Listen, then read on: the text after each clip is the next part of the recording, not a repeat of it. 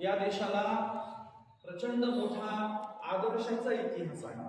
प्रत्येकाच्या खांद्याला खांदा लावून काम करणाऱ्या स्त्रियांचा इतिहास आहे. बुद्धाने ग्रहत्याग केल्याच्या नंतर पुन्हा बुद्ध काही काळानंतर त्यांना ज्ञान प्राप्ती झाल्या स्वतःच्या दारात भिक्षा पात्र घेऊन उभे होते आणि बुद्धाची बायको आतून वाढायला आली. बघते तर काय डोळ्यात अश्रुधार आले. आमचे मालक आणि अगदी भिक्षा पात्र घेऊन उभे आहेत, अगदी गरिबीतली वस्त्र चिवर घातलेला आहे, पण तरी देखील बुद्धाच्या संबंध कुटुंबियांनी बुद्धाचा निर्णय मान्य केला आणि एखाद्या घरातला लाडका पुत्र नव्हे तर कुणीतरी साधू गोसावी आला त्याप्रमाणे स्वागत केलं. म्हणून बुद्धाची यशोधरा, बुद्धाची आई महामाया ह्या बुद्धाच्या पाठीशी खंबीर उभ्या राहिल्या नसत्या तर बुद्धालाही कोणीतरी डिस्करेज केलं असतं, बुद्धालाही कोणी नामभेद केलं असतं, पण कुटुंब पायाशी उभं राहिलं, सोबत उभं राहिलं. अगदी जिजाऊंच्या प्रेरणेनं शिवाजी महाराज घडले. जिजाऊंनीच प्रेरणा दिली नसती तर शिवाजी महाराज घडले नसते. आणि फुले साहेबांचंही तसंच आहे.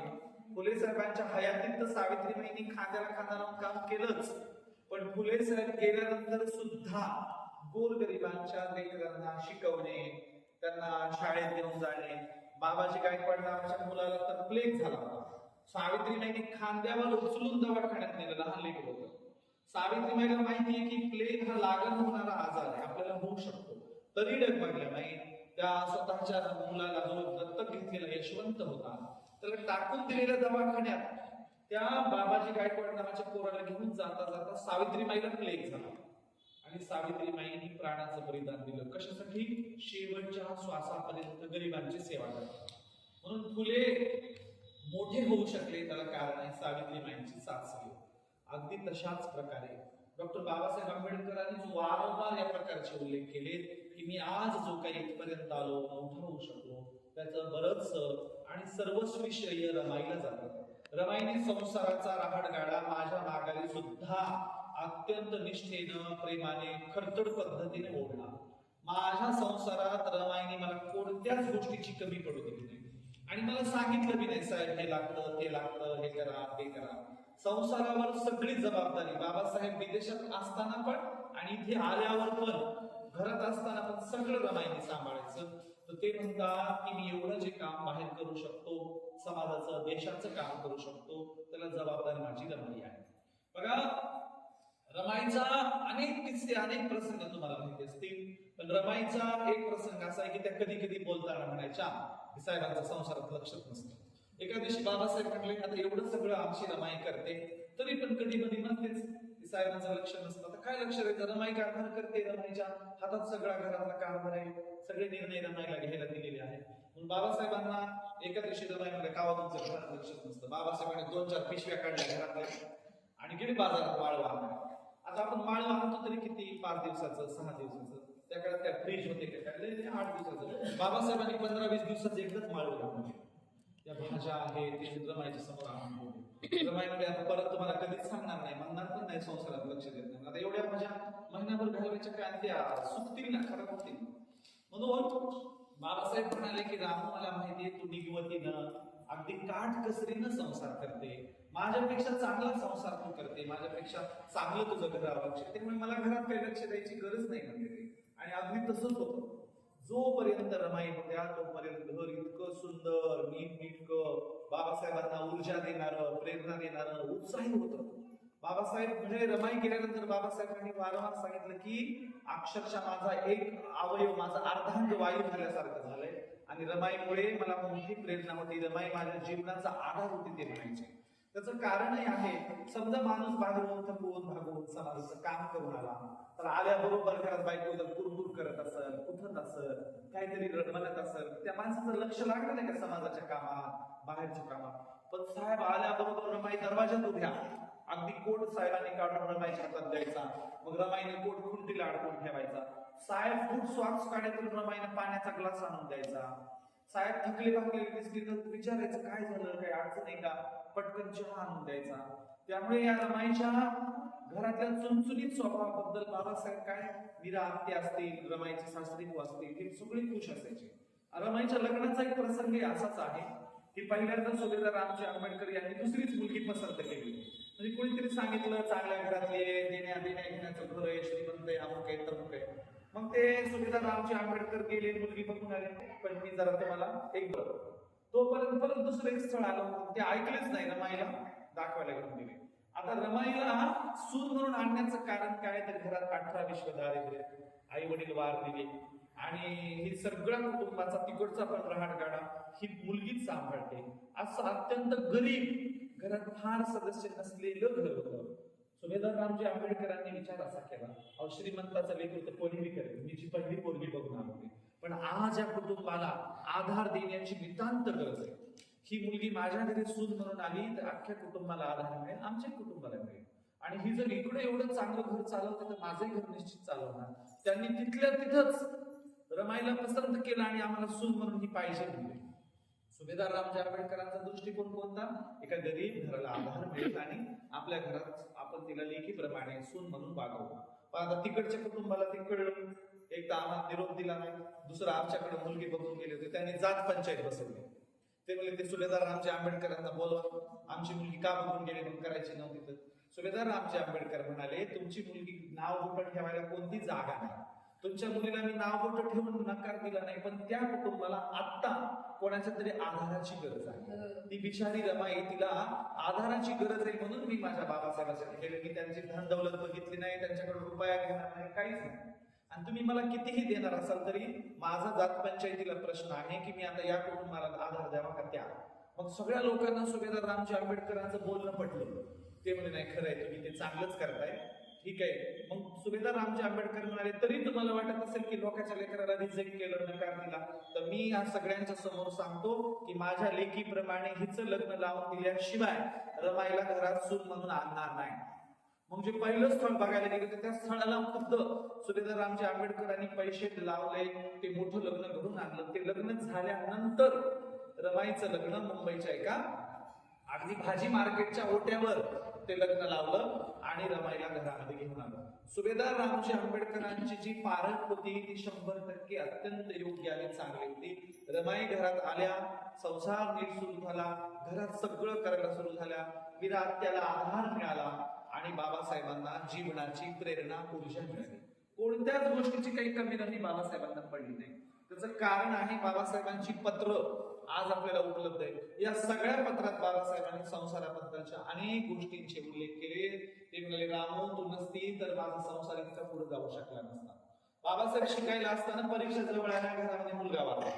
बघा महिला किती हुशार असतात, त्यांचा किती दूरदृष्टीचा विचार असतो. रमाईला वाटलं मुलगा गेला आणि पत्र लिहून सांगावं तर तिकडे अभ्यासात लक्ष लागायचं नाही. रमाईने सांगितलंच नाही.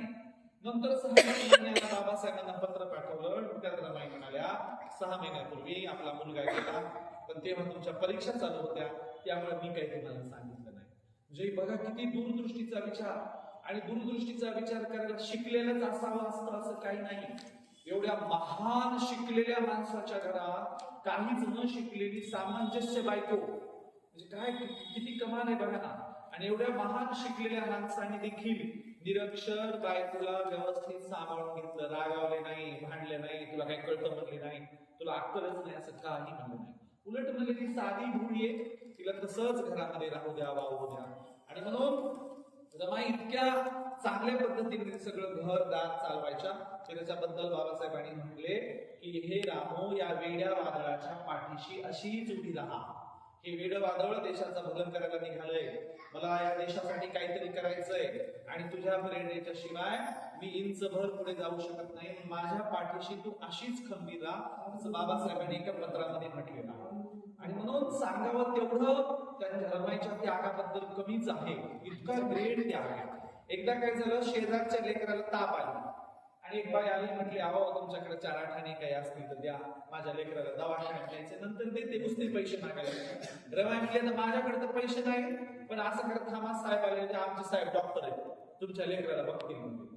मग ती बाई बसली लेकराला घेऊन, अंगात ताप आलेला.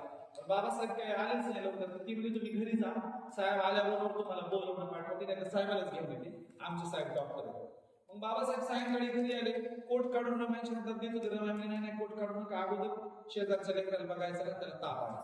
बाबासाहेब म्हणे, मी का बघायला? रमाई म्हणे, तुम्ही येते कोण बघणार, अहो तुम्ही डॉक्टर आहेत. बाबासाहेब म्हणे, रामू तुला कोणी सांगितलं मी माणसांचा डॉक्टर आहे म्हणून? रमाई म्हणाले, मला तर वाटतं डॉक्टर म्हणजे माणसांचाच असतो का, दुसरा कोणता डॉक्टर असतो? बाबासाहेब म्हणाले, अगं रामू, डॉक्टर अनेक प्रकारचे असतात, मी पुस्तकांचा डॉक्टर आहे. या भारतीय लोकांना गुलामगिरीचं कुत्र चावलंय, त्याच्यातून दुरुस्त करण्यासाठी मी पुस्तकांचा डॉक्टर आहे. पुस्तकाने माणसं दुरुस्त होतात, मी साहित्याचा, पुस्तकांचा डॉक्टर आहे. इतकी आमची साधी भोळी रमाई. पण त्या रमाईला तितक्या साध्या भोळ्या पद्धतीने समजून सांगणारे बाबासाहेब सुद्धा होते. म्हणून संसार, आपण म्हणतो ना संसाराचा रथ, संसाराचा गाडा, तर संसाराच्या गाड्याला रथाला दोन चाक असतात. एक चाक मोडकं तोडकं खिडी निघालेला असेल तर रथ पुढे जाईल का? दोनही चाकं तशीच रेखीव आकाराची, चांगल्या आकाराची, चांगली दोन्ही चाकं धष्टपुष्ट असावी लागतात, तर संसाराचा गाडा पुढे जातो. अगदी तसंच ही दोन्ही चाकं इतकी ग्रेट, इतकी मोठी होती की देशातल्या हजारो कुटुंबाचं ही चाकं भले करू शकली. मगाशी आता पाटीलताईंनी म्हणाल्याप्रमाणे बाबासाहेबांनी घर बांधलं आणि या नव्या घरात रमाईला राहण्यासाठी किती दिवस मिळाले? फक्त 6 महिने. नव्या घरी रमाई पहिल्यांदा दाखवलं होतं, म्हणजे साहेब एवढं घर कशाला बांधलं, मी कुठं आवरावरी करू? अहो, लहानचं घर आवरावरी करताना नाकी म्हणतात, एवढा बंगला कधी आवरायचा मी? माझ्याच्यानं होणार नाही. मग साहेब म्हणले, ठीक आहे राम, सगळं घर नाही, तुला जे वाटतं ते एक खोली घे. रमाईने एकच खोली घेतली. हे एवढं माझी खोली मला पुरेशी, म्हणजे अख्खं घर मी काही वापरणार नाही. तर रमाई 6च महिने राहिल्या, पण एकाच खोलीमध्ये राहिल्या आणि एकाच खोलीमध्ये त्यांचा तिथे देहांत झाला. ते आपल्याला सोडून गेले. त्यांनी सांगितल्याप्रमाणे वराळे गुरुजींच्या हॉस्टेलला रमाई गेल्या. तिथे त्या खेड्यातली कर्नाटकातली सेविका दाशीबाई होती आणि तिला ते हॉस्टेलला असल्यामुळे ती कामाला होती, ती सारखी सुट्टी मागायची. हॉस्टेलला सुट्टी दिली जायची नाही. मग एका दिवशी ती रडकुंडी लागली, ती बाई कर्नाटकातली. मग रमाई म्हणाला, तुला सारखी सुट्टी पाहिजे, सुट्टी पाहिजे, कशाला पाहिजे? ती म्हणली, त्या यल्लम्मा देवीला मी नवस केला आणि मला ते नवस फेडायला जायचं. रमाईने हॉस्टेलला सांगितलं, हिला नवस फेडायला नाही जाऊ दिलं, काही अपशकुन तिच्या घरात झालं तर त्याचं खापर आपल्याला पडते. ती म्हणली, मला आमच्या साहेबांनाही काही आवडत नाही, पण आता तुला जायचं ती सोबत येते, पण ते तिथं जायचं, तुझं काय करायचं तर पुन्हा हॉस्टेलला यायचं, नाही तर जाशील 7-8 दिवस तिकडच राहशील. मग वराळे गुरुजी, रमाई, ती दाशी सगळ्यांनी 4 व्हीलर त्या काळातली गाडी घेतली आणि तिकडे ते सौंदंतीच्या देवीला तिला काय करायचं त्या दाशीला करू दिलं, कामवाल्या स्त्रीला, आणि पुन्हा तिला घेऊन आले. तर रमाई इतक्या सामंजस्य होत्या की जिथं जातील तिथं लगेच मिक्स व्हायच्या, लगेच बोलायच्या, कोणाचं सुख दुःख विचारायच्या, चेहऱ्यावरून ओळखायच्या की बाबा कोण दुःखी आहे, कोण कसं आहे. म्हणून वसतिगृहाला सुद्धा त्यांनी मगाशी ताई म्हटल्याप्रमाणे स्वतःचं मंगळसूत्र मोडून उपाशी लेकरांना त्यांनी जेव घातलं. इतक्या म्हणजे त्यागमूर्ती आपण काम करतो. कुटुंबाबाबतीतच त्याग नाही हो, लोकांच्या लेकराप्रती त्याग, एखाद्या दाशीला मदत करणं, हॉस्टेलच्या लेकरांना मदत करणं, हा त्याग काही फक्त नवरा आणि कुटुंब नाही, जिथं जातील तिथं त्यांना गरिबी सहन व्हायची नाही, कोणाचं दुःख बघत नाही, इतक्या त्या प्रेमळ होत्या. आणि म्हणून बाबासाहेबांच्या सोबत एक काढलेला रमाईचा फोटो आहे बघा, तो फोटो बघा, किती करुण चेहऱ्याचा, प्रेमळ चेहऱ्याचा, मायाळू चेहऱ्याचा आहे. म्हणून रमाईनं बालपणी लग्न व्हायच्या अगोदरच एवढी दुःख पाहिलीत घरात की त्याचा त्यांच्यावर खूप मोठा परिणाम झाला आणि त्यातून त्यांना आपण आज त्यागमूर्ती रमाई म्हणतो. हा त्याग देशासाठी केला, संसारासाठी केला, आपल्या नवऱ्यासाठी केला नव्हे तर गोरगरिबांच्यासाठी रमाईने फार मोठा त्याग केला. आणि म्हणून त्या त्यागामुळेच आज आपल्याला इतके चांगले दिवस आले. एक लक्षात घ्या, रमाईच्या जागी नुसती भाडकुदळ बायको असली असती तर काय झालं असतं? ज्या बाबासाहेबांनी 56 पर्यंत म्हणजे त्यांच्या आयुष्याची जेवढी वर्ष तेवढं काम केलं, त्या बाबासाहेबांनी 5-10 वर्षच आयुष्याच्या सुरुवातीला तारुण्यात काम केलं असतं, म्हणले असं ती बायको म्हणाले तसंच करू, कुठतरी छान नोकरी करतो, स्वतःच बघतो, काहीतरी विदेशात जातो, गाडी घोडे बंगले घेतो. पण तसं बाबासाहेबांनी व्यापक शेवटच्या क्षणापर्यंत काम का करू शकले? तर रमाई म्हणायचे, साहेब तुम्ही तुमचं काम करा, घर मी बघते, तुम्हाला कशाची कमी पडू देणार नाही. पत्रांमध्ये रमाई म्हटलंय की साहेब चांगलं शिका तिकडं, तुम्हाला जे लागेल ते मी इकडून मदत करेल, मी मनी ऑर्डर करेल, मी कामं करेल इकडची, पण तुमच्या शिक्षणात खंड पडू देणार नाही. आज आपल्याकडे लोक म्हणतात मी माझ्या भावाच्या पोराला शिकवलं, आज लोक म्हणतात मी माझ्या लग्न झाल्या बायकोला शिकवलं, आज लोक म्हणतात मी माझ्या मेहणीला पण शिकवलं. पण या देशात एकमेव अशी स्त्री आहे रमाई जिनं स्वतःच्या नवऱ्याला शिकवलं, काम करून आपल्या नवऱ्याला प्रेरणा दिली आणि सांगितलं की साहेब कशाची कमी पडू देणार नाही, तुम्ही शिकायचं. म्हणून संसारामध्ये रमाईच्या संयमामुळे, संसारामध्ये रमाईच्या कुठल्याही स्वतःची कुरबुर न करण्यामुळे आज एवढ्या पुढे आपला देश जाऊ शकला. या देशाच्या विकासात बाबासाहेबांचं जेवढं योगदान आहे तेवढंच रमाईचं देखील आहे. विचार करा, विदेशातून ट्रंकाच्या ट्रंका भरून बाबासाहेबांनी आणल्या. काय होतं त्या ट्रंकात? पुस्तकं आली. विदेशातून बाबांनी पुस्तकं आणली, बाबासाहेबांनी पुस्तकं आणली, सगळं आणलं. त्या रमाईने कधी विचारलं का हो विदेशातून आला तर एखादा शालू आणला का महागडा, एखादा दागिना आणला का? नाही. रमाईला माहिती होतं की माझे साहेब हे पुस्तक वाचून देशाचं भलं करणार आहे. त्यामुळे कधी दागिना म्हणल्या नाहीत, कधी साडी म्हणल्या नाहीत, काही नाही. इतक्या उंचीवरची त्यांची प्रगल्भता होती. आणि ही प्रगल्भता शिक्षणातून नाही, त्या गरिबीतून येते, आत्मचिंतनातून येते. स्वतः आत्मचिंतन त्या करायच्या आणि म्हणून त्या सर्वाधिक वैचारिक, सर्वाधिक प्रगल्भ, सर्वाधिक उंचीवरच्या होत्या. अहो शिकलेले तर आता हुकलेले सगळे, तुम्हाला माहिती. शिकलेले देशाचा सत्यानाश केला.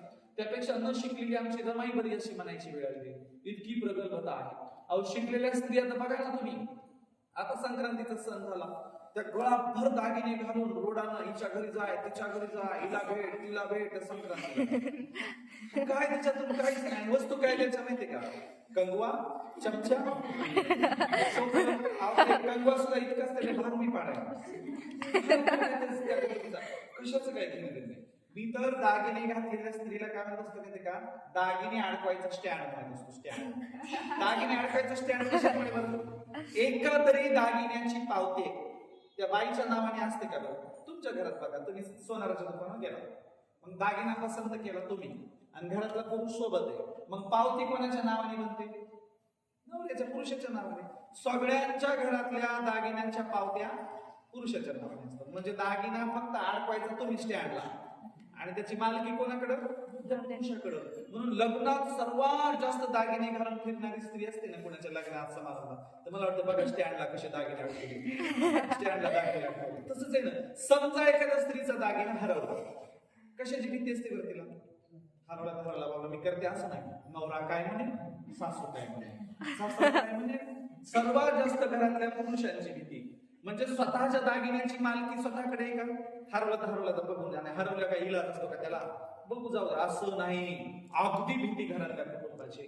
म्हणजे नुसते दागिने घालायला स्त्री आहेत, मालकी त्यांची नाही. इतकी वाईट अवस्था आहे. आणि म्हणून आज शिक्षणाने प्रगल्भता आली नाही. आज एकही शिकलेली स्त्री मला रमाई एवढी वैचारिक दिसत नाही. आज एकही शिकलेली स्त्री रमाई एवढी प्रगल्भ दिसत नाही. आज एकही शिकलेली स्त्री घरातल्यासाठी तरी, चांगलेपणासाठी तरी त्याग करताना दिसत नाही. कुरबूल आणि बरं एवढं सगळं आपण गेलो नाही. काय झालं? संसारात भांड्याला भांडं लागतेच की. बाबासाहेबांच्या घरात भांड्याला भांडं का नाही लागलं? तर रमाई प्रगल्भ होत्या. इकडे भांड्याला भांडे नाही, भांडे फेकून हाती देखून एका.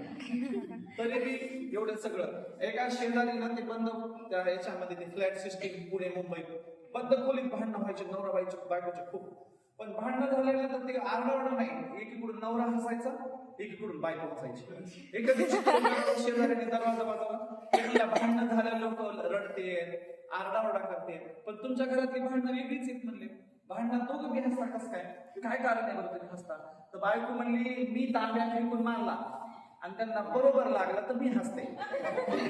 त्यांनी काय फेकून हाणलं आणि ते मला बरोबर लागलं तर ते हसतात.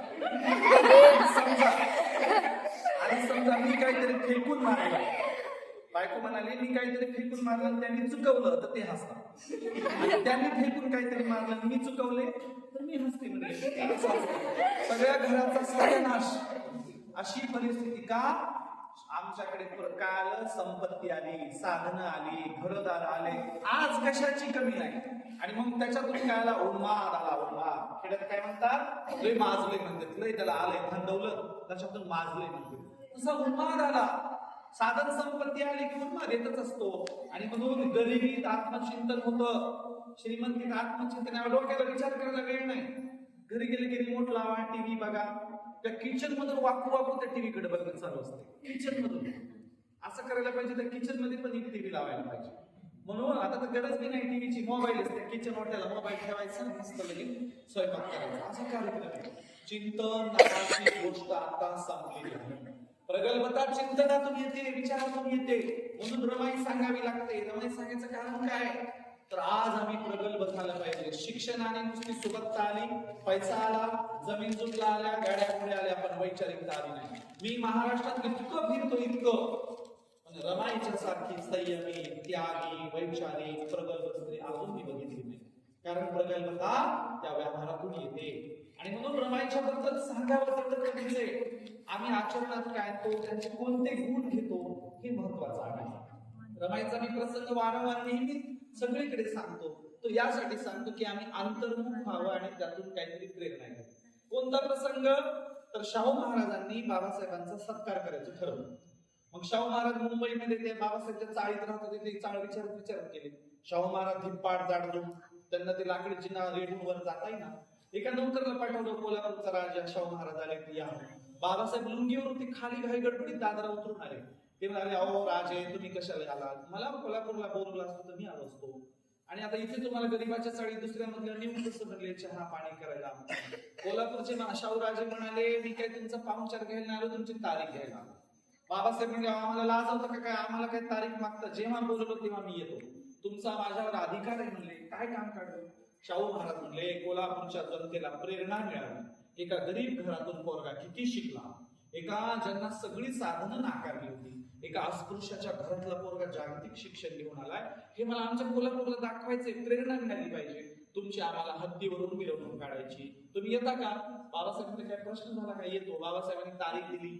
शाहू महाराजांनी मोठे ढोल ताशे पथक लावले, मोठा तामझाम केला, हत्ती बोलवला, अंबारीत बाबासाहेबांना बसवलं, अख्ख्या कोल्हापुरातून मिरवणूक काढली. शाहू महाराजांच्या त्या पॅलेस समोर शेवटीला मिरवणूक आली, हत्ती खाली बसला. शाहू महाराजांनी डोक्यावरचा लाल रंगाचा जरीचा फेटा काढला, बाबासाहेबांच्या डोक्यावर घातला. म्हणाले, आज राजशाही संपली, आजपासून ज्ञानाची राजवट सुरू होणार. तुम्ही या देशाचे ज्ञानाचे राजे आहात, मी तरी कोल्हापूरचा राजा आहे. शाहू महाराजांचे शब्द खरे ठरले. बाबासाहेब देशाचे राजे झाले, ज्ञानाचे राजे झाले. त्या माणगावच्या परिषदेला देखील शाहू महाराजांना जायला बंदी होती. शाहू महाराजांचा तो फोटो आहे माणगावच्या परिषदेचा. कसा फोटो आहे? तर गुडघ्या इतकाले शिकारीचे बूट घातले आणि शिकारीचा ड्रेस अंगावर आहे. असा फोटो कस काय? तर मग इंग्रजांनी बंदी घातली तर शाहू महाराज म्हणले, मी शिकारीला चाललो. शिकारीला म्हणून माणगाव भागात गेले आणि त्या कार्यक्रमात मी गेले, भाषण मी दिलं. तिथे म्हणले, तुम्हाला तुमचा राजा मिळाला, म्हणजे तुम्हाला तुमचा नेता मिळाला, नेता. मग इंग्रजांना शाहू महाराजांनी काय सांगितलं, मी तिकडे शिकारीला गेलो, एका गावातल्या लोकांनी पान सुपारीचा कार्यक्रम ठेवला होता. मग त्या पान सुपारीच्या कार्यक्रमाला गेलो आणि तिथेही डॉक्टर बाबासाहेब आंबेडकर आले, आमचा कार्यक्रम झाला. म्हणजे असे शाहू महाराज होते. तर तिथेही बाबासाहेब आंबेडकरांनी शाहू महाराजांचा मोठा सन्मान केला. बाबासाहेबांनी शाहू महाराजांवर विशेषांक काढला, विशेषांक, आणि विशेषांक काढून म्हणाले की शाहू महाराजांची जयंती सणासारखी साजरी करा. काय होतं हे सगळं? तर बाबासाहेब विदेशात गेल्यावर एकदा शाहू महाराज रमाईला भेटायला गेले बाबासाहेबांना निघताना, आणि मग बाबासाहेबांना म्हणाले, तुम्हाला काही कमी पडू देणार नाही, जे लागेल ते देतो, आणि आमच्या बहिणीला सुद्धा एकटं समजू नका, आमची बहीण कोल्हापूरच्या राजवाड्यात घेऊन जातो. रमाई म्हणाल्या, नको बाबा, मला इथंच माझ्या घरात घर सांभाळणं, तुमच्या राजवाड्यात कुठं राहून मला एकटीला राहणं होणार नाही, मी काही येणार नाही. पण शाहू महाराज रमाईला बहीण म्हणायचे, बहीण, आमच्या बहिणाबाईला मी घेऊन जातो म्हणायचे, तुम्ही काळजी करू नका, तुम्ही शिका बाबासाहेबांना. तर असं हे नातं होतं, गोड प्रेमाचं नातं होतं. मग बाबासाहेबांची मिरवणूक झाल्यावर बाबासाहेब तो फेटा घेऊन घरी गेले. डोक्यावरचा फेटा काढून आमच्या रमाईच्या हातात दिला. आमच्या रमाईने त्या फेट्याची घडी केली, लाकडी संदकात ठेवला.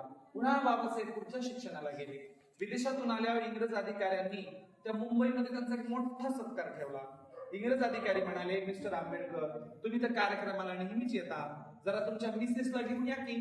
बाबासाहेब म्हणाले, नाही यायची, ती कुठल्या कार्यक्रमात सहभागी होत नाही फारशी. नाही तुम्ही या म्हणजे आम्हाला जोडीने सत्कार करायचा आहे.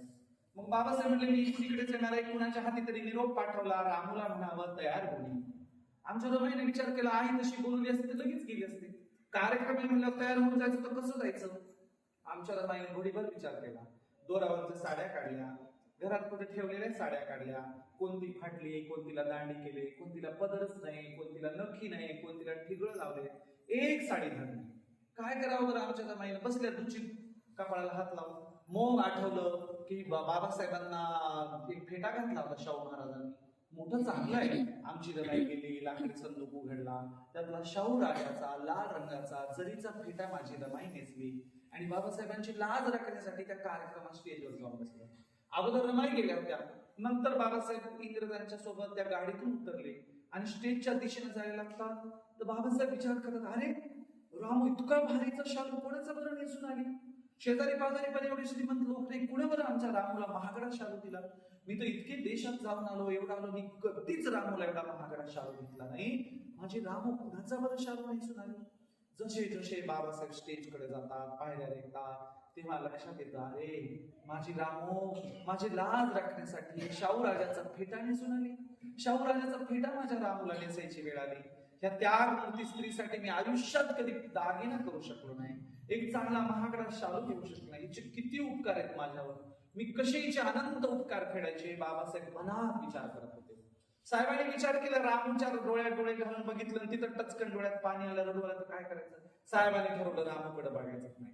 रमाईच्या लक्षात आलं की साहेबांनी ओळखलंय मी फेटा घातलाय. रमाईला वाटलं की साहेबांकडे बघावं, साहेबांच्या डोळ्यात पाणी आलं गरिबीबद्दल, तर काय करावं.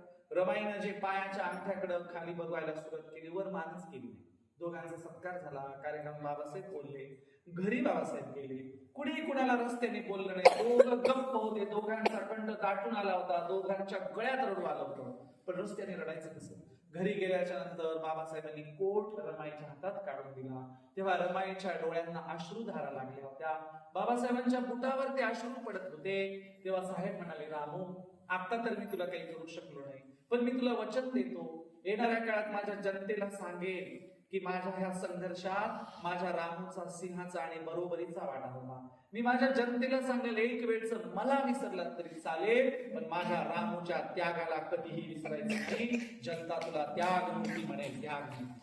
मग रमाईला आपण जे त्यागमूर्ती म्हणतो ना, कोणी उगाच त्यागमूर्ती होत नाही. माझ्या रमाईला बाबासाहेबांनी तेव्हा सांगितलं, तू देशाची माता आहेस, त्यागमूर्ती आहेस. आणि म्हणून त्या त्यागमूर्तीच्या सन्मानामुळे एवढे चांगले दिवस आले.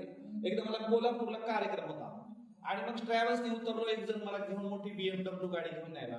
त्यांच्या गाडीमध्ये 2 सोन्याच्या मूर्ती होत्या, एक बुद्धाची, एक बाबासाहेबची. एवढा श्रीमंत माणूस, 4 व्हीलरमध्ये सोन्याच्या मूर्त्या, त्याच्या हाताला सोन्याच्या अंगठ्या. घरी घेऊन गेले. तिकडे शाहू महाराजांची जयंती होती, शाहू महाराजांच्या गावीच कागलला जयंती होती. ते म्हणजे या मागच्या खोलीत फ्रेश आणले, तोपर्यंत बाहेर नियोजन बघतो. ते गेले, पण त्या पलंगावर इतक्या साड्या ठेवलेल्या होत्या, मला ते फ्रेश पण होता येत गेलं. म्हणजे मधून पटकन त्या ताई आल्या. ते म्हणल्या, मी त्यातली एक साडी निवडते, म्हणल्या मला कार्यक्रमात आता घालायची, मग तुम्ही या गादीवर बसून आराम करा. अशा साड्या टाकल्या ना, होय सर, मग याच्यातली कोणती चांगली दिसायला. मी म्हणलं, आधी मला सांगा तर खरी ते कितीची आहे. ती म्हणली, ती पलीकडची साडी आहे ना, कोपऱ्यातली कॉटनची, ती 1 लाखाची आहे. अलीकडची आहे ना, ती 75,000ची. ही आहे ना, ती 50,000ची. म्हणलं, फरक काय. 1 लाखाच्या साडीला जी किनार आहे ना, किनार ती चांदीची आहे, चांदीची. साडी जरी चाळली तरी 1 लाख रुपये परत मिळतात. चांदी निघते, चांदी. इतका महागड्या साड्या. म्हणलं हो. मग त्यांनी कुठली तरी एक निवडली, बाकीच्या साड्या काढून ठेवल्या आणि मी फ्रेश झालो. फ्रेश त्या साड्या कपाटात ठेवल्या. तेव्हा माझ्या डोक्यात आलं की जेव्हा केव्हा आमच्या माय मावल्या बाबासाहेबांच्या जयंतीला, एखाद्या लग्नाला जाण्यासाठी कपाट उघडतात आणि कपाटातल्या महागड्या साड्या नेसायला काढत असतात, महागड्या साड्या आमच्या स्त्रिया नेसत असतात, तेव्हा चुकून तरी रमाईची आठवण होते का. चुकून तरी रमाईच्या त्याग आणि समर्पणाची आठवण होते का. जेव्हा एखादा महागडा दागिना आम्ही गळ्यात घालतो, तेव्हा आम्हाला आठवतं का की रमाईच्या त्यागामुळे हे दागिने मिळाले. अन्यथा संविधानही लिहिलं जाऊ शकलं नसतं आणि बाबासाहेबांना आपल्या देशाचं काही करताही नसतं. रमाईनं बरोबरीचा त्याग केला, योगदान दिलं, म्हणून बाबासाहेब संविधान लिहू शकले, लोकशाही आली, आम्हाला सगळ्यांच्या बरोबरीनं वावरता आलं, अभिव्यक्ती स्वातंत्र्य आलं. आणि म्हणून ही पाठीमागची बाजू आहे. तुम्ही नाटकाच्या मैदानावर, त्या नाटकाच्या स्टेजवर नाटक बघता, नाटक चालू असतं, पात्र सगळे काम करतात, पण पाठीमागची एक बाजू असतो, लिहिणारा एक असतो, त्याचे डायलॉग चुकले तर सांगणारा असतो, काही चूक झाली तर मागे आधार देणार असतो, काय होत नाही पुढच्या पात्रात दुरुस्त कर, असं सगळे पाठीमागची पण एक बाजू असते. तशी बाबासाहेबांच्या जीवनातली ही अंधारातली पाठीमागची बाजू आहे, त्याग समर्पणाची बाजू आहे. सासरी बुवा गेल्यानंतर घर कसं सांभाळलं असेल रमाईनं, वीर आत्या गेल्यानंतर घर कसं सांभाळलं असेल रमाईनं. आणि म्हणून एक शाहीर म्हणतो, ज्यांनी चालायला तुम्हाला स्वतःचे पाय दिले, सांगा त्या भीमरायाला तुम्ही काय दिले. 3 मुलं मुलगी पत्नी मातीमध्ये गेली, तरी त्या युगंधराने जीवाची पर्वा नाही केली. कायद्याच्या रूपाने तुम्हाला बाप आणि माय दिले, सांगा त्या भीमरायाला तुम्ही काय दिले. आज प्रश्न उपस्थित करायची वेळ आली. कोणता प्रश्न. आम्ही त्यांच्यासाठी काय केलं. त्यांनी आमच्यासाठी खूप केलं, रमाईने आमच्यासाठी बरंच काय केलं, बाबासाहेबांनी केलं. आज आपण स्वतःला मनाला प्रश्न विचारूया, आम्ही त्यांच्या प्रती काय केलं. थोडस त्यांचं उरलेलं सामाजिक काम केलं का. आम्ही 4 महिलांना तयार केलं का. एखाद्या नव्या गल्लीत जाऊन रमाई सांगितली का. ज्या खेड्यापाड्यातल्या महिलांपर्यंत आम्ही प्रचाराला गेलो का? बाबासाहेबांचं प्रबुद्ध भारताचं स्वप्न पूर्ण करायला आम्ही काही केलं का? बाबासाहेबांनी एक स्वप्न बघितलं की देश प्रबुद्ध झाला पाहिजे, बुद्धमय झाला पाहिजे. त्यासाठी आम्ही 4 पावलं टाकले का? आज आम्हाला स्वतःला प्रश्न करायचा आहे की आम्ही रमाईसाठी, बाबासाहेबांसाठी काय केलं? या प्रश्नाने आपण अंतर्मुख व्हावं, चिंतन करावं. काही केलं नसेल तर 4 पावलं टाकावी, त्यांच्यासाठी आम्ही काहीतरी करावं. आणि म्हणून जयंती यासाठी असते की आम्हाला काहीतरी घेऊन जायचंय. आता जयंत्यांचा महिना सुरू झाला बघा. 3 जानेवारी सावित्रीबाईंची जयंती झाली, लगेच मुक्ता साळवेची 6 जानेवारी, फातिमा शेखची जयंती झाली, त्यानंतर 12 जानेवारी जिजाऊ जयंती झाली आणि आज फेब्रुवारीमध्ये रमाई जयंती आहे. ह्या जयंत्यांच्या निमित्ताने त्या महिलांचा इतिहास तरी तुम्ही वाचला पाहिजे. आता ह्या मुली बोलल्या, छान बोलल्या, पण आता मुलींनी देखील पुढच्या वेळेस न बघता रमाई सांगायला पाहिजे. एखादा किस्सा सांगा न बघता. किस्सा सांगायला काही पाठ करायची, वाचायची गरज आहे का? एक छोटासा रमाईचा किस्सा गुगलवरून बघून घ्यायचा, युट्यूबला बघायचा आणि न बघता रमाई सांगायची. सगळ्या महापुरुषांच्या, महामातांवर बोलायला शिकलं पाहिजे, लोकांना कन्व्हिन्स करायला शिकलं पाहिजे, लोकांना प्रेरणा द्यायला शिकली पाहिजे. प्रेरणा काही स्वर्गातल्या इंद्राच्या दरबारात नाचणाऱ्या रंभा उर्वशीची नसती घ्यायची. प्रेरणा जिवंतपणी माणसांच्या हितासाठी काम करणाऱ्यांची प्रेरणा घ्यायची. या देशात 2 धर्म आहेत. कोणते 2 धर्म आहेत? एक स्वतःच्याच सख्या भावांच्या विरोधात, त्या पानिपतावर म्हणजे कुरुक्षेत्रावर 5 पांडवांनी सख्या नातेवाईकांना जिवे मारलं, जिवंत मारलं. स्वतःच्याच विरोधात, नातलगांच्या विरोधात हिंसाचार करणाऱ्यांचा एक धर्म आहे. आणि दुसरा, 2 गावांमध्ये रोहिणी नदीच्या पाण्यावरून हिंसा होऊ नये, भांडणं होऊ नयेत, लोक मरू नयेत म्हणून कुटुंबाचा, घराचा, गावाचा गृहत्याग करणारा एक महापुरुष आहे. म्हणून भांडणं लावणारा महाभारतातला कृष्ण नको, तर भांडणं होऊ नयेत म्हणून आयुष्याचा त्याग करणारा बुद्ध आम्हाला पाहिजे. असे देशात 2 धर्म आहेत. अहो, ज्ञानेश्वराला फुटकं खापर दिलं नाही. संत ज्ञानेश्वर आई वडील गेल्याच्या नंतर लहान पोरगा आहे, किती वर्ष असेल? 6 वर्ष 8 वर्ष, 6 ते 8 वर्षाचा ज्ञानेश्वर झोडी घेऊन आळंदीत आलाय. कुणातरी बायाने, खरं तर गावात फतवा काढलाय ब्राह्मणांनी, ह्या संन्याशाची पोरे, ह्यांच्या बापाने धर्म बुडवला, यांना चिमूटभर सुद्धा पीठ देऊ नका. पण कोणातरी बायाने लपून झोळीत पीठ टाकलं. तो ज्ञानेश्वर 4 भावंडांशिवाय 4 दिवस झाले उपाशी. गावाच्या बाहेर ती झोळी घेऊन येतो, ब्राह्मण आडवे झाले. ज्ञानेश्वराला लात मारली, जमिनीवर पाडलं, झोळी ओढून घेतली, झोळी टराटरा फाडली, पीठ जमिनीवर सांडलं, त्याच्यावर ब्राह्मण नाचले. लहान लेकरांना पोटाला चिमूटभर पीठ न मिळू देणाऱ्यांचा धर्म या देशात आहे. दुसरा एक धर्म आहे आमचा धर्म. कोणता?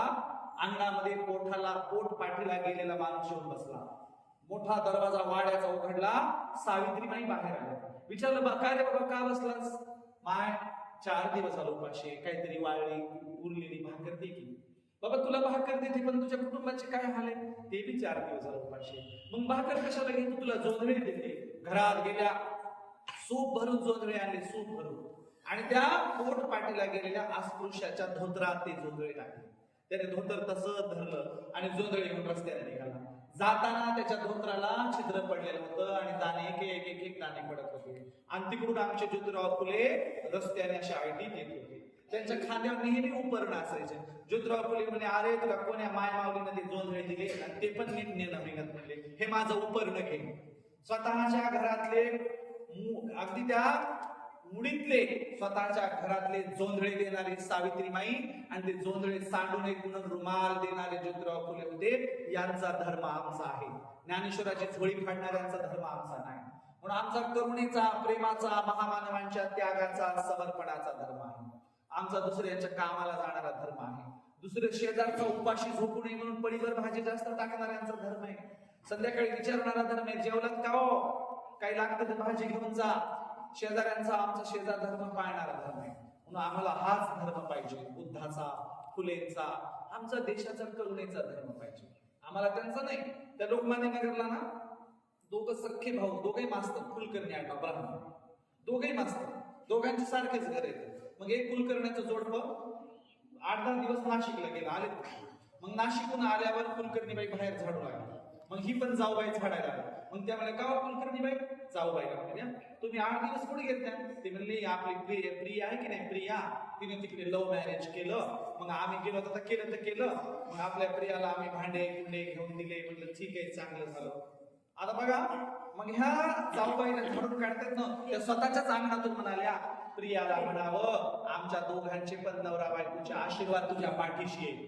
बघा किती चिरमुटी, तिला काय मदत नाही, तिला भेटायला जाणं नाही, तिला काय भांडे कुठे दिले नाही, इथूनच अंगणातून आम्ही तुझ्या सुखात सहभागी होत, आमचे शुभ आशीर्वाद. आता आपल्याकडं सख्या जाऊबाईला लग्न झाल्याचं नाही कळाल्यावर काय होईल बरं? आमचं मध्ये हिचं तोंडच बघित नाही, तिकडं नाशिकला गेली, पोलीचं लग्न लावून दिलं, आम्हाला सांगितलं नाही, आपल्याकडे कुंकवाला नाही बोलत तर रुसते, लग्नात मानपान नाही दिले तर रुसते. ते तसे व्यापारी.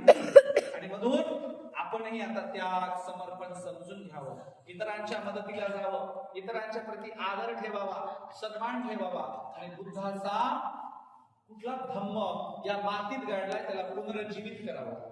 आम्हाला बुद्धाचा, करुणेचा, समतेचा धम्म पुनरुज्जीवित करायचा, त्याग समर्पणाचा धम्म पुनरुज्जीवित करायचा. ब्राह्मणशाहीला गाडायचं असेल तर हिंसेनं गाडता येत नाही. ब्राह्मणशाही संपवायचं असेल त्यांच्यासारखं अग्रेसिव्ह आरोगंट होऊन संपवता येत नाही. तर ब्राह्मणशाही संपायला बुद्धाचाच मार्ग लागतो, मध्यम मार्ग लागतो. आणि बुद्धाच्या मार्गाने या देशात ब्राह्मणशाही संपणार आहे. त्यासाठी हजारो बुद्धाचे आण्वयी आपल्याला तयार करायचे, हजारो बाबासाहेबांचे आण्वयी आपल्याला तयार करायचे, आणि त्यांचा विचार आपल्याला पुनरुज्जीवित करायचा आहे. म्हणून याच्याबद्दल आता मला एकाच समुदायाकडून अपेक्षा आहे, त्या म्हणजे स्त्रिया. भारतातल्या स्त्रिया ज्या दिवशी जागृत होतील त्या दिवशी बुद्धाचा पुनर्जन्म होईल, बुद्धाचा धम्म जागृत होईल. पुरुषांकडून आता अपेक्षा राहिलेली नाही. पुरुष बघितले ना निवडणुकीत काय करते. आज रमाई जयंती किती खेड्यात झाली असेल तुम्हाला वाटतं?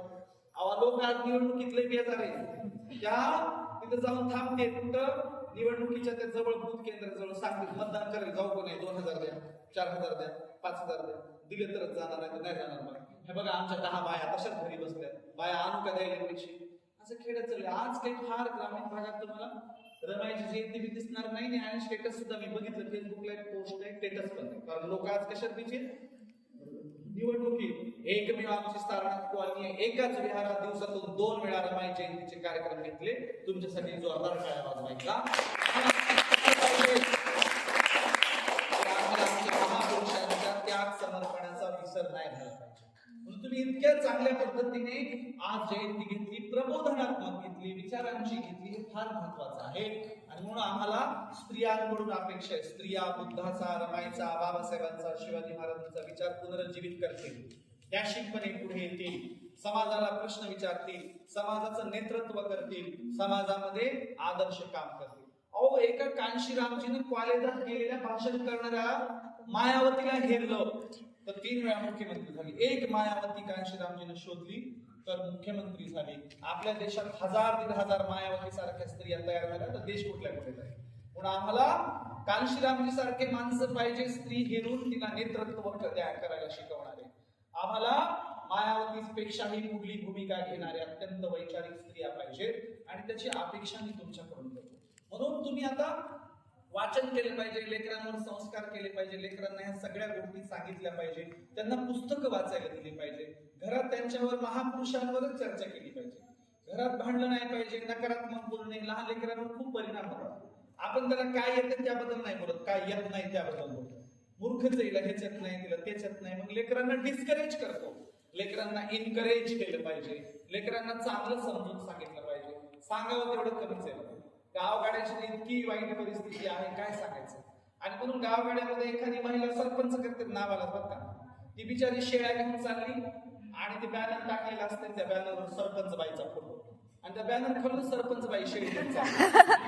सरपंच बाईला विचारावं तुम्ही सरपंच बॅनर कुठे जळला गेला ते फोटो, काय त्याचा उपयोग आहे म्हणजे आपल्याला? रोज सकाळी उठायचं, शेळ्या घेऊन कामाला जायचं, म्हणजे कशाचं सरपंच? एका गावात मला कार्यक्रमाला बोलवलं, ते रस्त्याला म्हणाला सरपंच पद आपल्याकडे घेऊन जाणार गाडी. मग ते बसलं माझ्या बाजूला, मग मी त्या डायरीवर टाकलं सरपंच त्याचं नाव. तेव्हा नाव म्हणजे आपल्या घरात सरपंच पद आहे, पण आपल्या गड्याची बायको सरपंच आहे. आम्हीच कारभार करतो, म्हणजे शेतात गडी त्याची बायको आणि गावात कारभार करतो. तर मी जमणार नाही, जे सरपंच आहेत तरच बोलवतो.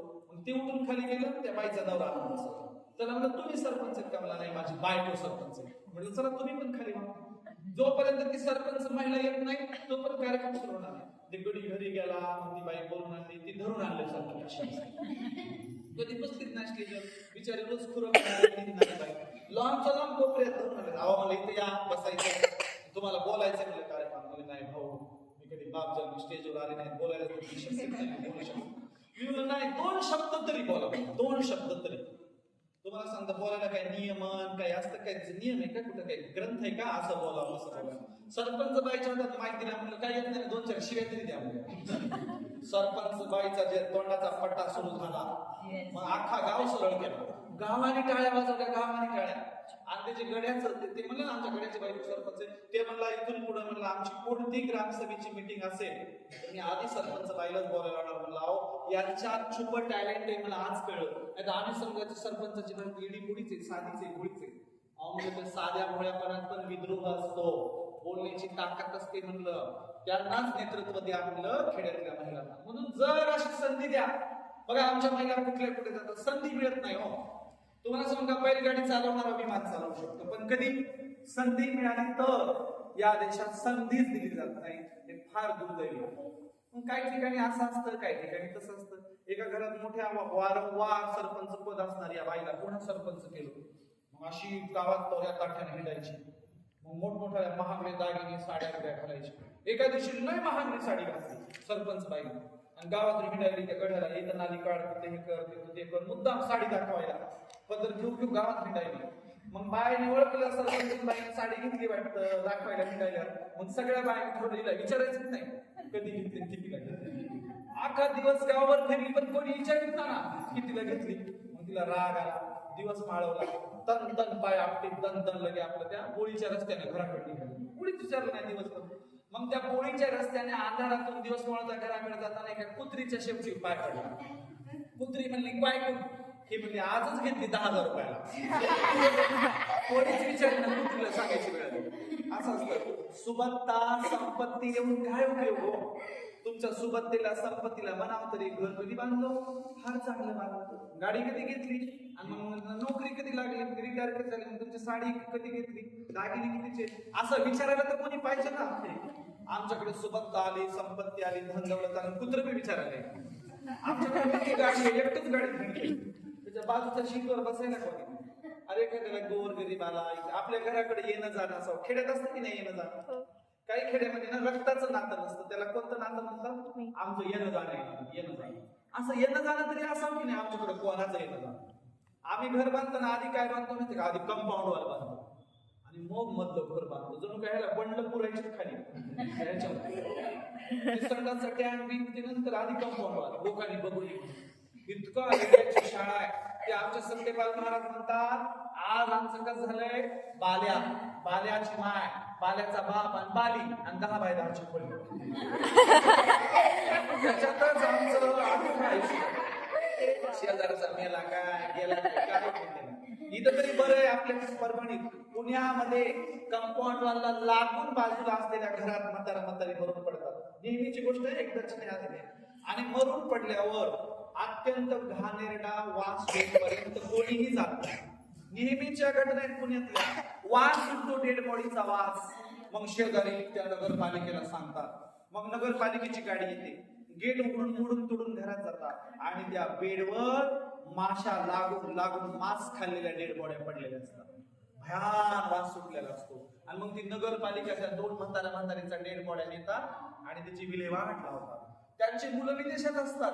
समजा मुलांना फोन करून सांगितलं ना तुमची म्हातारी मिळेल, ते मुलं पण इतके निबंधट असतात. नगरपालिकेला म्हणतात अकाउंटला 10 लाख रुपये पाठवून देतो, तिकडे त्यांची अंत्यविधी करतात. कोणीही येत नाही. कोरोनाच्या काळात पुण्यातल्या ब्राह्मणांच्या म्हाताऱ्यांच्या अंत्यविधी मुसलमानांनी केले, पण विदेशातले ब्राह्मणांची पुरं आले नाही. पुण्याची परिस्थिती शेजारचा मेला तरी वास सुटेपर्यंत बघायला कोणी जात नाही. इतकी वाईट अवस्था आहे. काय करायचं ते संपत्ती, सुबत्ता, वाडा आणि बंगला, कपाटभर साड्या, ते सगळं मेलं. त्या साड्या येणार आहेत का सोबत? अहो मरताना चितेवर साडी टाकायची असते ना, तर साडी टाकते बरं का, भारी वाली कपाटातली साधी साडी आणि टाकायची साडी मरताना चितेवर, ते भारीचं तुमच्या साड्या कधी टाकणार आहे का?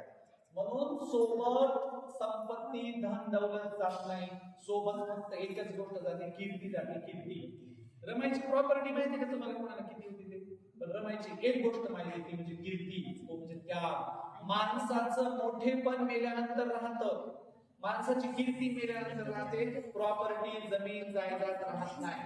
बुद्धाच्या वडिलांच्या शेतात 1000 सोन्याचे नांगर चालायचे. तुम्ही शुद्धोधनाला मानता का? तुमच्याला बुद्धाला मानतो का? सर्वस्वाचा त्याग केला. त्यागाची कीर्तीची महत्व राहतं. तुकारामाचे वडील शाहूकारांना कर्ज देणारे महाजन होते.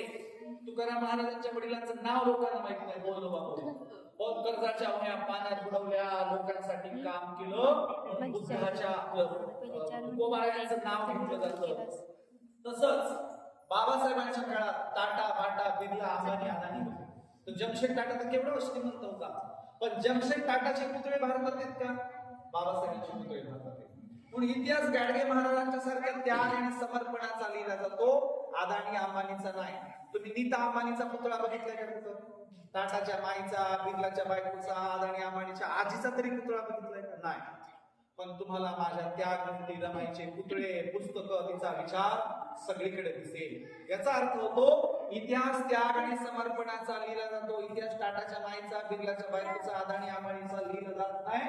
इतिहास रमाई, हिमाई, आईला, फातिमा, जिजाऊचा लिहिला जातो. तुम्हाला देशाच्या इतिहासात नाही आलं तरी चालेल, तुम्हाला महाराष्ट्राच्या इतिहासात नाही आलं तरी चालेल, तुम्हाला परभणी जिल्ह्याच्या इतिहासात नाही आलं तरी चालेल, पण किमान सारनाथ कॉलनीच्या इतिहासात तरी काहीतरी चांगलं काम करा. लोकांनी गेलं म्हणावं फलाना विस्तारा लय चांगला होता, फलानी लय चांगली होती. किमान सारनाथ कॉलनीनं आपण गेल्या 20 वर्षाचं नाव घेऊ. आपण गेल्या 20 वर्षाचं कोणीतरी नाव नाही ते आपण चांगलं होतं. म्हणून जाताना आपण आपली कीर्ती मागे ठेवूया. रमाई बघा ना, जोपर्यंत सूर्यचंद्र तारे असतील, जोपर्यंत पृथ्वी असेल, भारताची लोकशाही असेल, भारत असेल, तोपर्यंत रमाईचं नाव कोणी मिटवू शकतं का? नाही. ब्राह्मणांची सत्ता आली तर महापुरुषांचे पुतळे पाडतील, पण विचार नष्ट करता येईल का? महापुरुषांचा विचार, रमाईचा मागे ठेवलेला त्याग समर्पणाचा विचार, सूर्य चंद्र तारे असे करून कोणाचा बाप पुसू शकत नाही. इतका ग्रेट तो विचार आहे, इतकी ग्रेट तिची शिकवण आहे. आणि म्हणून आपण सुद्धा आपल्या आयुष्यात जाताना मागे काहीतरी चांगुलपणा ठेवूया आणि चांगलं काहीतरी करायचा प्रयत्न करूया. सांगावं तेवढं कमीच आहे. आणि भौतिक गोष्टीमध्ये काही ठेवलेलं नाही, चांगलं वागण्यात ठेवलेले. भौतिक गोष्टीला काय धरून बसतात? एक म्हातारी होती गावखेड्यामध्ये, इतकी भांडायची सवय, इतकी भांडायची सवय विचारत नका. अख्ख्या गावाला भांडून भांडून बेजार केलं. नातवाचं लग्न, नातू म्हणला की मरायला टेकली पण कधीच्या तोंडून चांगला शब्द आला नाही. नातवायला वाईट बोलती, गावात वाईट बोलती, फुटकं तोंड आहे, नुसती बोंबलत राहते. काय या म्हातारीला सगळे लग्न लागा गावातले, पण हिला लग्नात घेऊ नका. घरचे म्हणजे का ते लोकांच्या गावी भांडण काढायचं, काय करायचं? नुसतं बोलत राहते, भांडण तोंडाचा पाटा चालूच. घरचे म्हणजे आम्ही समजून सांगू, तुझं हळदीला जाय. म्हातारी सांगितलं, आजी पहिल्या गाडीनं जीवनं तुम्हाला नेणार आणि अक्षता पडल्याबरोबर वापस आणणार. एक घरी कोणीतरी थांबायला लागते, पण लग्नाला न्यायला. आणि तिथं गेला एक शब्द तोंडातून काढायचा आणि जेवलं की गाडीत बसायचं. म्हातारी नाही बाबा, लोकांच्या गावी कशाला बोलू. लग्न लागलं, नवरदेवाने सगळ्यांना स्टेजवर फोटो काढायला बोलायला सुरुवात केली. नवरदेवाच्या चुलत्या आत्या मामी आल्या, नवरीच्या चुलत्या आत्या मामी आल्या. म्हातारीचा नंबर चेक. म्हातारी वाटलं मी विसरले काय की, आणि मला कोणी फोटो काढायला नेते का नाही की. लोकांच्या पंक्ती बसलेल्या जेवायला. मग म्हातारीने काय केलं? लक्ष वेधून घेण्यासाठी, बाबा मी बी इथं बाजूला बसले म्हणून खुर्ची टाकून दिली म्हातारीला, जाडजूड म्हातारी. मग लक्ष वेधून घेण्यासाठी काय करावं? लग्न मंडपात एक कुत्री गेली. कुत्री म्हातारीने ज्या कुत्री म्हणून शिव्या द्यायला सुरुवात केली, अशा शिव्या द्यायला कुत्रीला. नवरदेवाने बघितलं, म्हणजे झालं बाबा हिच्या तोंडाचा पट्टा सोडून. नवरदेवाने राग म्हणला, ही डंगरी काय चचना म्हणला. चचना म्हणजे मरणा खंबाना, बीड जिल्ह्यातला शब्द आहे. नवरदेव म्हणला, ही डंगरी काय चचना. म्हातारीने ऐकलं, बापू काय म्हणलास? नवरदेवाला वाटलं चचना शब्दाचा खरा अर्थ सांगत आपलं काही खरं नाही. नवरदेव म्हणला, अगं आजी चचना म्हणजे जेवणास, आणि तू जेवली नाही का? जेवून घे बरं, पटकन जेवतो. आता म्हातारीला चचना शब्दाचा खरंच अर्थ माहित नसेल का? तिने याच्यापेक्षा जास्त पावसाळी जास्त पाहिजे, तिला माहित होता, तिला हुशार. ती म्हणली, मपलं काय बाबा, अगोदर नवरदेव नवरीच चचल, मग नवरदेवचे मायबाप चचतील, मग सगळं गणपत चचल, वराड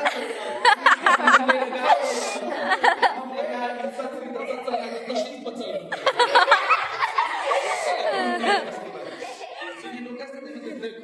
लोकांना घेऊन गेला असा कार्यक्रम आहे गावात.